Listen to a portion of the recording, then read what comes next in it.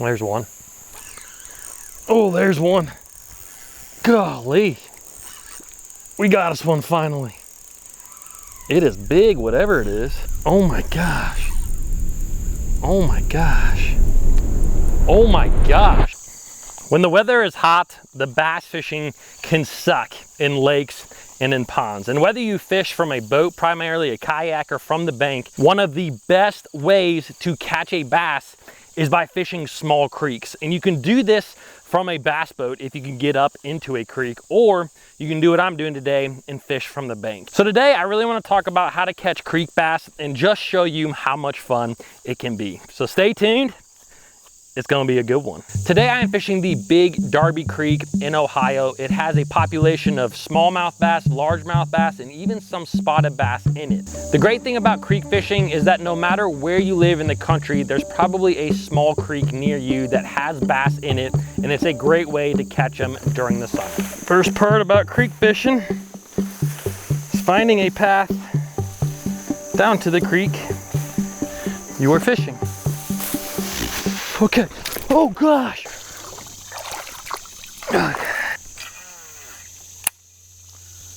One of the biggest things I've always known about creek fishing is that being a minimalist, packing light is definitely an advantage. You don't want to be packing a lot of gear. Today I got some even extra camera gear that I didn't necessarily want to bring, but I brought it for you guys. But being really simple with your tackle, I think, is a must when you're doing this. You know, I basically am going to fish probably two lures primarily. One is the Whopper Plopper 90. This is actually probably one of my favorite creek baits. There's a lot of guys that don't necessarily love the 90 size because it has a very subtle plop to it. You know, a lot of the bigger ploppers, the 180, the 110, you know, even some of the smaller ones in the 90, like I think it's the 75 or 65, have a really big distinctive plop. I mean, it's plop, plop, plop, plop, plop.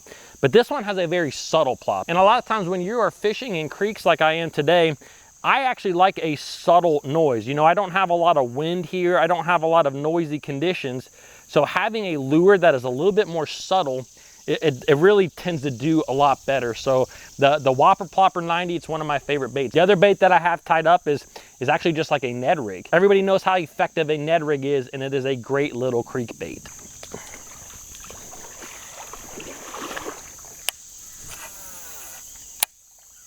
Creeks are primarily made up of riffles, holes, and runs. This is something that I learned, I think, from Al Linder back in my in-fisherman days. Riffles, holes, and runs. Now, for the most part, when I fish these small creeks, I concentrate most of my time on the holes. The holes may not be deep. A lot of times, they might only be 3 foot deep. It's really just kind of relative to the body of water that you are fishing. Some creeks, a hole may be 8 or 9 foot deep. Some creeks, they may be 2 foot deep. So the holes are a lot of times where these bass are going to live. So those are the areas that I primarily spend a lot of my time whenever I'm fishing creeks. Now, like I said, I am very simple with my tackle here. I have a couple of Whopper Ploppers. This is a Berkley Chopo. This is another Whopper Plopper 90. Below that, I have a couple of Berkley Frittside crankbaits. These are really good little creek baits. And then I have, you know, a shaky head that I can put a Zoom Speed Curl on. Over on this side, I have my TRDs. I have some 1/10 size Ned rig jig heads here that have the little weed guard on them. And then I also have a few spinner baits. It seems like creek smallmouth, which is what I'm primarily fishing for today, really like spinner baits at times. Now, speaking of equipment, this video is brought to you by sportsmansoutfitters.com. If you guys would like to help support the Bass Fishing HQ channel and help me bring more videos like this to you, you can click the links down below in the description and pick you up some creek fishing gear right now. It's probably one of the things that I like about Ned rigging in a creek a lot too, is you can skip a Ned rig. You know, this is a 1/10 ounce weight with that little 2.75 inch TRD on it. And I mean, they skip really, really well. You can see up there ahead of me, I got a little bit of an overhanging tree. A lot of times you'll see bass relating to that. That Ned rig just boom, boom, boom, skips right up in there. I can tell you right now that waders are never a bad thing to have, but you know, you don't need them. I'm out here just doing a little wet wading. It's crazy how much a river or a creek will change. This actually used to be a fairly deep hole right here. I mean, it was probably 4 foot deep, almost all the way across. And I mean, it's It looks like it's maybe got 2 foot of depth in there, but it is not what it used to be. It's just crazy. Make a cast with the Ned rig in there.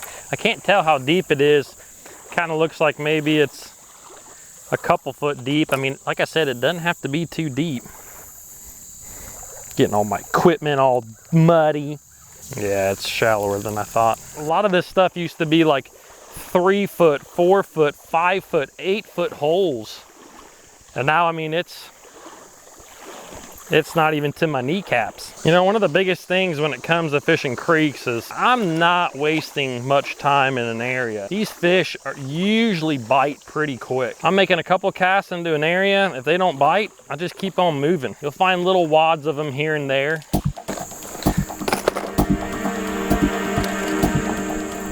All right. This next about 100 yards used to be the promised land here. I mean, I used to catch a bunch of them right through here. Without as many holes as there used to be, maybe they're all confined into a small area, or maybe the whole group of fish are just kind of in a different area of this whole creek, maybe an area I've never even fished. So, gosh, there's gotta be at least a largemouth under this tree. A big dumb largemouth.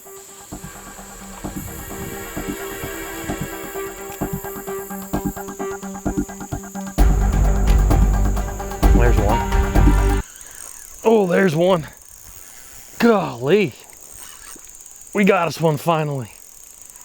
It is big, whatever it is. Oh my gosh. Oh my gosh. Oh my gosh. It is I think that's a big smallmouth. Oh my gosh. Come on, baby. God. Where's the catfish? Hasn't jumped yet. Oh, it's a big smallmouth. Heck yeah, dude. Golly. Heck yes. Come here, baby. That is a biggin. Okay, I have confirmed they do not want a whopper plopper today. Oh my gosh. Dude, are you kidding me? This is like this might be a 4-pounder in this tiny little creek. Oh my gosh. Oh my gosh, he's so big. Come here, Bubba. Oh my gosh, you're kidding me. Guys, holy cow. Come here, Bubba. Come here. Oh my gosh. Are you kidding me? Are you kidding me? Ah, I thought I was gonna get skunked. Look at that thing. Holy cow, that's pushing 4. I mean, he's probably in the 3s, but he is pushing 4. Look at that thing. Oh my gosh, that is the biggest smallmouth I have ever caught in this creek. Look at that thing. Look at that thing. Holy smokes, dude. I had just thrown the whopper plopper over all that stuff. Came back with the Ned rig, and bam, look at that thing. Oh my gosh. He's so big. I'm gonna let this guy go. Thanks, Bubba. Of course you did that. I honestly can't believe that. I thought we were gonna get skunked, and then that happened. I've caught a lot of fish in this creek, but I'm talking a lot of 1.5 pounds. A 3-pounder is a big one, and that fish was just, man, it just makes it all worthwhile. All the trekking, going through all the crap. I can't believe that. That is amazing. Let's get another one. I had just thrown that whopper plopper though all around here, and about the second pitch with the little Ned rig, he picked it up. So, you know, just like when you're lake fishing or pond fishing, you know, fish are gonna be in certain moods. I feel bad. I was really trying to force that whopper plopper bite. 1, because it's super fun to catch them. 2, it makes for great YouTube when you have fish coming up and smashing a whopper plopper. I had whopper ploppered that thing to death, and I've caught fish off that exact stump right there before. And so I just wanted to get another big whopper plopper bite. If that fish had come up and hit that thing, that would have been awesome. But you know, just like any body of water you fish, sometimes you got to throw a couple of different baits to kind of just see what mood the fish are in. You know, I feel like more times than not in a creek, you're gonna have some active fish, but I mean, today's been a struggle for me. You know, I fished a lot of water that is probably dead water. This is definitely some of the deeper water that I have fished, but man, I just can't believe how big that fish was. I mean, I was not expecting to catch one like that. There's another one. Oh gosh, oh my gosh. There's a little largemouth. A little largemouth, but still fun. A lot of times when you're creek fishing, the more inactive fish will hang towards the back end of a hole. And that is exactly what I am fishing right now. I'm fishing the back end of the hole. The hole actually starts way up there. And so some of these fish might be really inactive. I might be able to catch some on a whopper plopper up yonder, but that bass actually, that largemouth just hit that on the way up. All right, now I can say I'm having fun. Just a couple fish. Sometimes it just takes a couple, you know? You don't have to go out there and slay them every single time. Just a couple of fish are fun to catch. I'll take one of them big smallies again though. Yes, I would. Now, if you're wondering my equipment for this Ned rig, it's pretty much my standard Ned rig equipment. I got a 7-foot 1-inch medium power fast action rod. I got 10-pound braid, and I actually have a 10-pound fluorocarbon leader. I tend to use a lot of 10-pound when I'm fishing a Ned rig. I will go down at times, but 10-pound, I fish it in a lot of gnarly stuff. I mean, today we're fishing it around logs and rock and everything in between, and so I like that 10-pound a lot of times when I'm Ned rig fishing, but 8 and 6 you can also get away with. It has just been one of those days out here. You know, I crashed my drone into a tree. I struggled out here fishing, but it was really worth it just to catch that one fish. I know I caught that little largemouth, but he doesn't really count, but that's just kind of fishing sometimes. Sometimes you go out there and you don't crush them. And this river creek has changed a lot. I mean, it doesn't have near the deep holes that it did. It really just kind of has this one here and another one. But in this video, we're fishing a Ned rig, we're fishing a whopper plopper. And if you guys want to learn more about fishing a whopper plopper, it's still an effective tool at catching bass, and I made a full video right here if you want to watch that next. So guys, I hope you enjoyed this. Comment below, subscribe to the channel, and I will see you guys in the next video.